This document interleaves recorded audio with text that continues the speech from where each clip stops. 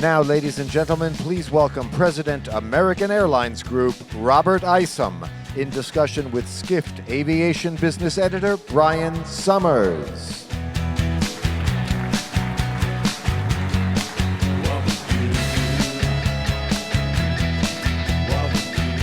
Good afternoon or evening, everyone. I should let you know we will take questions here at the end, so please go to your Slido app. He's going to answer the tough questions, I believe. Absolutely, Brian. Robert, it's exciting to be here with you. Not sure if you guys know this, but American is the world's largest airline by a lot of metrics, but not all is perfect at American. And I'm referring specifically to high fuel prices. Right. You told me that you're paying about $2 billion more in fuel this year than last. There are a lot of people out there that represent companies that if their costs went up by $2 billion, they would go bust like tomorrow. So how are you absorbing these prices? Well, thanks, Brian. It's great to be here. It's great to be in New York. New York's a really important market for American Airlines, so I always love coming to visit. But fuel's a big expenditure for American Airlines. We burn a lot of fuel. So about 25% of our total operating expense is caught up in fuel. And you're right, about $2 billion incremental fuel expense year over year. But it shows the health of the industry. It shows the health of American Airlines, that we can absorb that. We're going to be profitable in 2018.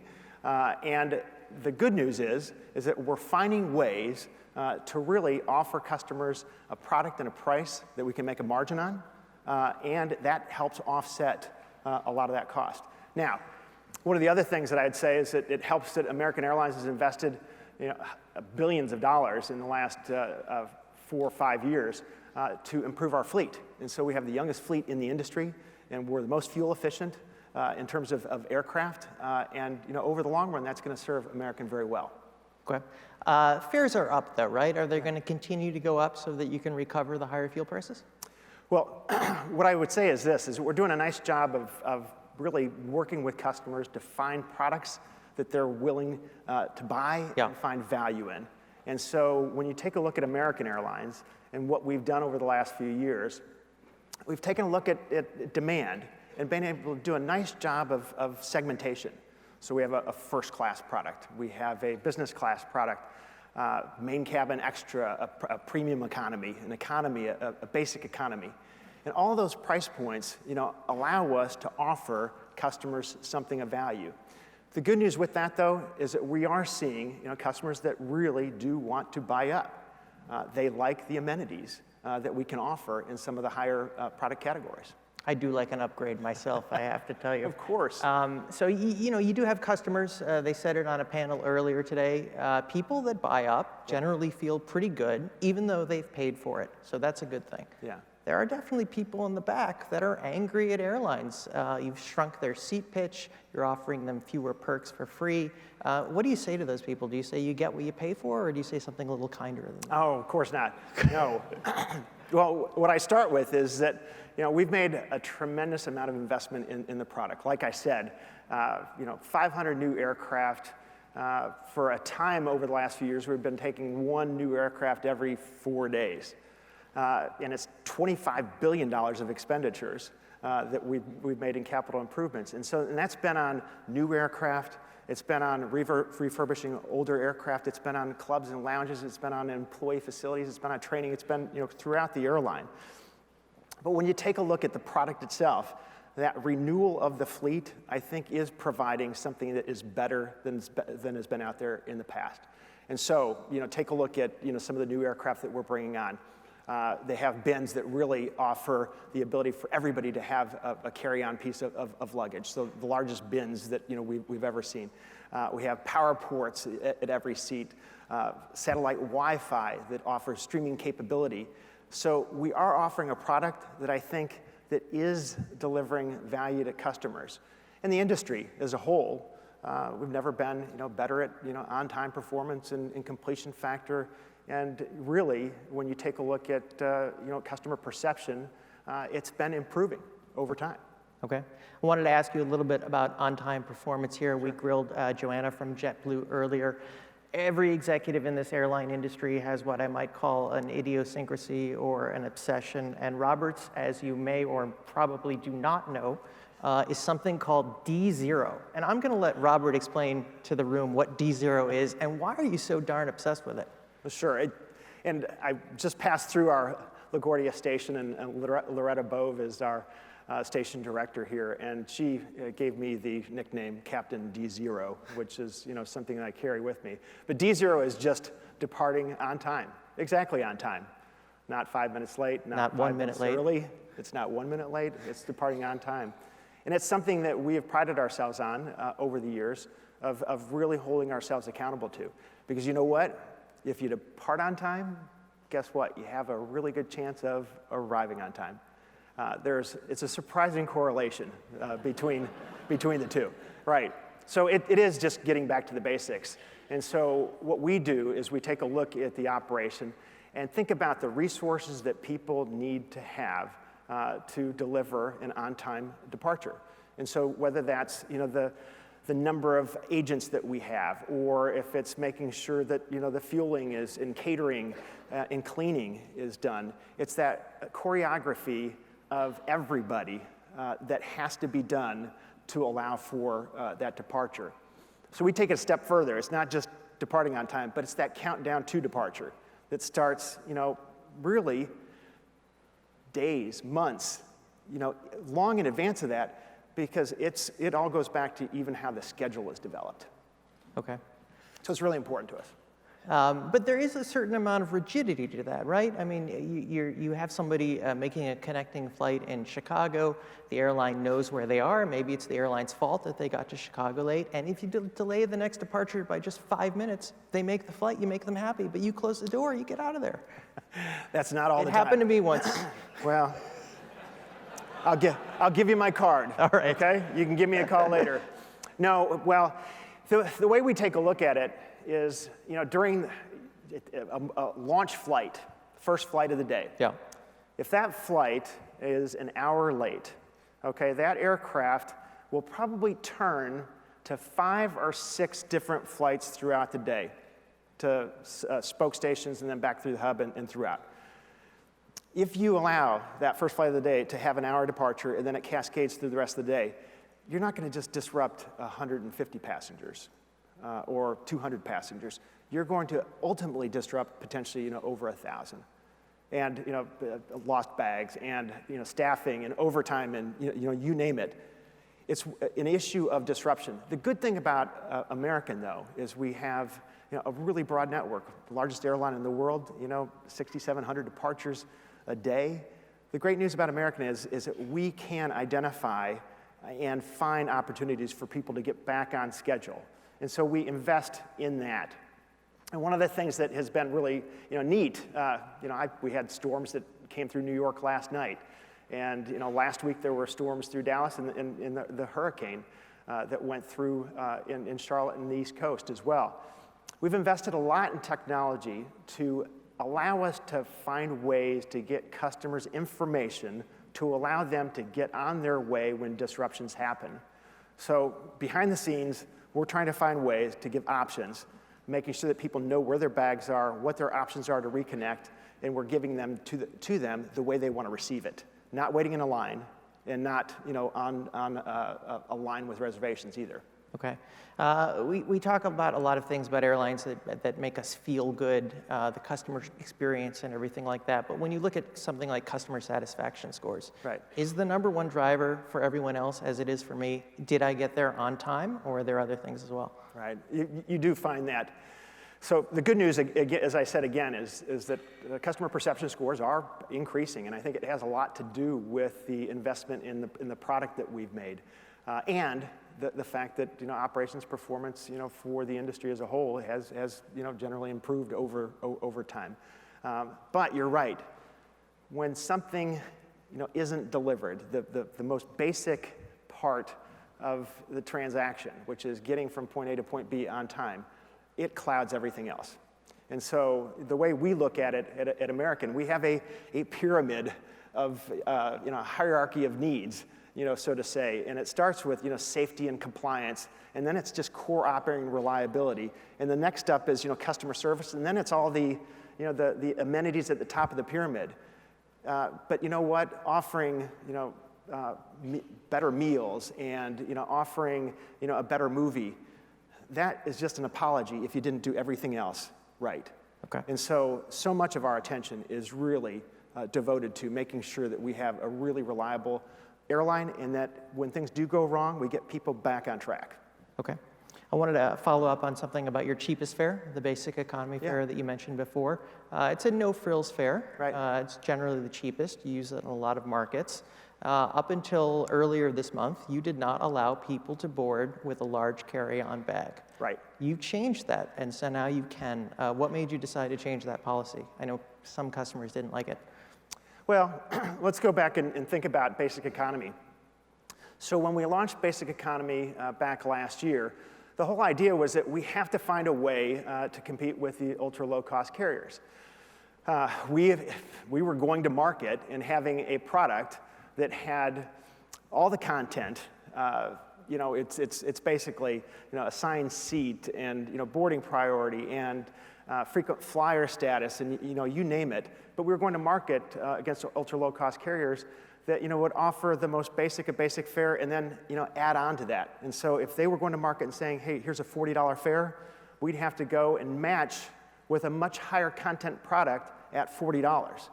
So the whole premise was there's a way to decontent, offer customers what they want, and then offer buy up from there. One of the ways that the ultra low cost carriers have done that is by putting a restriction on carry-on bags.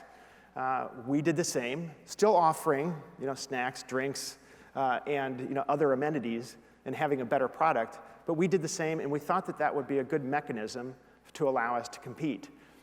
But as things played out, what we found is that we weren't able to offer that basic economy product to enough customers. And the reason is competition. And when you take a look at the other big network carriers, that basic economy product left us at a disadvantage to at least one. And we weren't able to roll it out as far as we'd wanted to. You probably can't name that airline, but I can. It's Delta Airlines. Very good. Very good. So we looked at that, and a year was enough. We stood out there for a year, and that was enough. We had been offering the product to about 20% of customers, and then removing the bag restriction allowed us to offer it to really triple that. We still see, now that we've done that we have about the same level of buy-up. And we think it's a really attractive product now, and we think it's where we need to be, and it's accomplishing the objectives that we had hoped. And the good news with that is, in terms of customer perception, there's definitely a benefit to that too. Okay. You're the ops guy. One of the reasons beyond just finances to keeping people in this last group with basic economy from boarding with a big bag is that you could board the aircraft faster, that you wouldn't have these people, 20 people at the end coming in trying to stow their bag. So has it been an operational difficulty to have the bags back in the cabin? Well, the good news on that, again, is just the investment that we're making in the aircraft themselves. So whether it's the new aircraft that we're receiving from Boeing and Airbus, or the reconfigurations that we're doing, it's all good news. All of our aircraft are going to have the largest bins, and as I said before, power ports, satellite Wi-Fi, and it makes it much easier. So at the end of the day, we're offering a product in which customers will have the ability to stow bags. And then, for really, really full flights in some of those markets that really people have a lot of carry-on baggage on, one of the things that we do is we are able to, with our agents and technology, identify when we will have, closeouts or cube-outs. Yeah. And able to really notify people in advance so that we can make sure that that is handled, long before departure time. So we're pretty pleased with it. We haven't noticed, now that we have pulled the restriction, we haven't noticed, a big difference. And we have quite a few more basic economy passengers traveling. And we haven't noticed a difference at all in terms of our operating performance. Okay. You're a brilliant person. Oh, yeah, right. You've been working in the airlines and operations specifically for decades. That would be the that would be the one thing that would I'm not just buttering you up here. Yes. I have a real question. Right. Yeah. Why does it take so darn long to board an airplane, and what can you do about it? There must be a solution, right? Well, it's something that we work on. As you know, the boarding process is redesigned, umpteen times, since the aviation or the airline industry started. But it's something that we work on all the time. I do think that enhancements to the aircraft itself are going to make a difference. But let's face it, people want to bring a lot of stuff on. We've got to accommodate, and it's an easy way to get from one place to another, with all your belongings. So I don't have a lot to offer you. There's not a lot of science that you can say, hey, it's going to revolutionize it and make it a 30-minute process down to 10 minutes. We've got to be conscious of people that need extra assistance. We've got to be wise to the folks that really that are paying a premium for boarding, and we're trying to keep all of that in balance. Okay. You have talked about transforming the airline, and I think by all accounts that you have, American is a much more pleasant airline now than it was many years ago. I enjoy flying it, but one place you haven't moved as fast as you would like is earning the trust of all of your employees. What's going on there, and how can that be improved? Well, that is the key. When you take a look at the airline product, the new planes and the billions of dollars invested in that, or the investments that we've made in the airports, and you can see what's going on out here at LaGuardia. We've got big investments in Los Angeles and Chicago and DFW. There's investments all over the place. But when people fly, the product really is our team. And so, if our pilots, aren't there, our mechanics haven't, really made sure our aircraft are ready, if our flight attendants and agents, haven't treated folks the way they want to, it makes a difference. And so for us, investing in our team is incredibly important. And so one of the things that we've done, and this has been a benefit of having an airline industry in American really stable, is that we've been able to improve compensation and bring American, the team members, up to certainly the network carrier averages. So on average, our team members have received over 40% pay increases over the last 3 years, which has been a big deal. But compensation isn't enough. It's also, the airline industry has seen its ups and downs and bankruptcies and layoffs and, pension programs that have been reduced. So it's more than that. It's about making sure that we have folks that are all bought into where we're headed. And that's a longer-term process. That's something that we're investing in through training. Airline industry, we're a service business. But, I can tell you that prior to the merger of American and U.S. Airways to create the new American, I can count the number of training days that people went through over the last 20 years, on less than, 2 hands. But today, we're bringing our frontline team in for training every year. We're spending, $50 to $100 million, to bring thousands of folks, 24,000 flight attendants and thousands of agents and res agents through programs, Elevate 1, 2, 3, to really get them, all on the same team. And we have some pieces to go. So we have not yet reached an agreement with our mechanics and our fleet service team, but I think that we're well on our way. We have a nice offer on the table, and then we have now a mediation assigned, and I think that that's going to really make some progress, tie that one all off, and we'll be off to the races. Okay, you talked sometimes about the employees not having as much trust as they could because of all these boom cycles throughout the history of the industry. Your boss, CEO Doug Parker, has said something that surprised most of us. He said he doesn't think American Airlines will ever lose money again. Do you guys still feel that way? Absolutely. Why? Well, I think the proof is, really what we're experiencing today. Fuel prices, as we talked about, have almost doubled. And, we've had to absorb, $2 to $2.5 billion of incremental, fuel expense in 1 year. We're going to be, profitable this year, and it's a good sign. But on top of that, I take a look at the investment that American has made over the last 4 years. So I mentioned that we've made $25 billion of investment over the last 4 years. It's been in planes. It's been in airports. It's been in our team and equipment.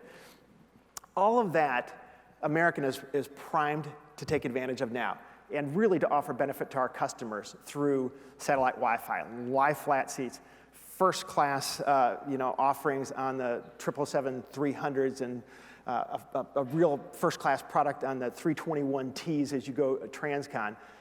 We've got great product, and we have growth opportunities at American that I think are really unique to American. We're picking up 15 new gates in DFW next year, right? One of our most profitable hubs. 7 gates in Charlotte the next year.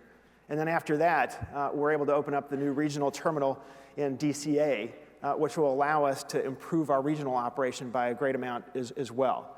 And so whether it's redeploying assets or if it's actually adding service, American is really primed to take advantage of the investment that we've made that no one else has.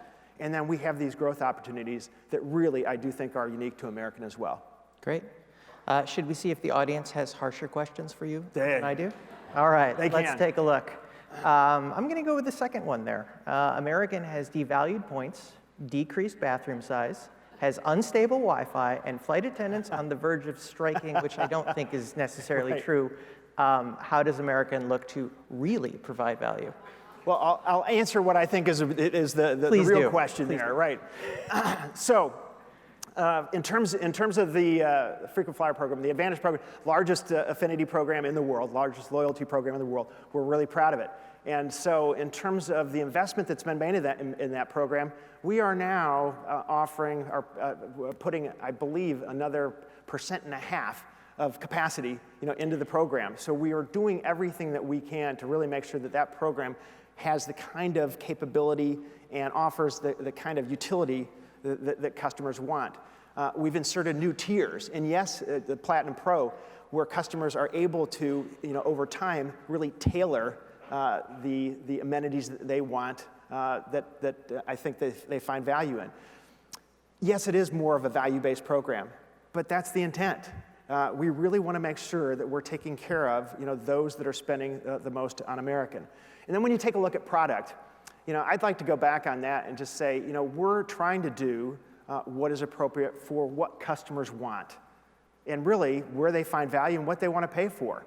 And so, as I said before, whether that's the 321T with 102 seats on a 321, or the only first-class cabin internationally among the domestic carriers on the 777-300s, I would say that we are making investment in the premium product, premium economy. Yep. We're making investment in the premium product where people find value and want to pay for it. And then we're also offering value to our customers that really are so price conscious. And those price conscious customers, they're a big deal to us. They contribute well over 50% of revenue, and they're probably over 80% of total customers. So it's an important base, and we're going to do our best to make sure we take care of them. Okay, we're just about out of time. I'll sneak one more in here, a quick one. Sure. Lots of folks out there, you can get free Wi-Fi almost everywhere in the world, Right. except on an airplane. Although JetBlue has it, they made a big deal of it this morning. Do you have any plans to offer free Wi-Fi on your flights? First step is really getting satellite Wi-Fi on all of our aircraft. So I'll give you an update on that. Satellite Wi-Fi on our wide bodies, done, and we'll have our narrow body fleet done by summertime next year, right? And that is a product that we think is going to really, show people, value and service and be much more like a living room, a home type experience where you'll have streaming capability. And then with that, we are also offering this video library that's stored content free, and then also live TV as well, which will be coming up. So we think that we have a nice product. We'll take a look at Wi-Fi as time goes on. It's a really, really expensive proposition to put that out for everyone for free, and it's not something that we intend to do right now. Thank you, Robert. Thank you for the time. Folks, it's happy hour, and we'll see you out there. Ladies and gentlemen, please welcome back Rafat. Thank you, Robert. Thanks. So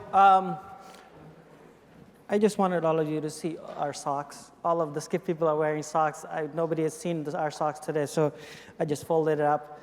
Yellow, yellow, yellow, always on brand, all of us, right? So this is end of day one. Thank you all for staying. We have cocktails outside in the atrium. The day tomorrow, and you think that day one was amazing, day two, CEOs of Delta, Marriott, Four Seasons, tons of people I'm missing, Uber COO, then presidents of Carnival, Celebrity Princes, presidents of America. No, he's not. But so we have a very great day lined up tomorrow. It starts at 7:30. There is a breakfast workshop sponsored by RateGain at 7:30. Breakfast will be available. You guys like the breakfast today, right? It'll be even better tomorrow. That's it. Thank you again, everyone, and we'll see you tomorrow.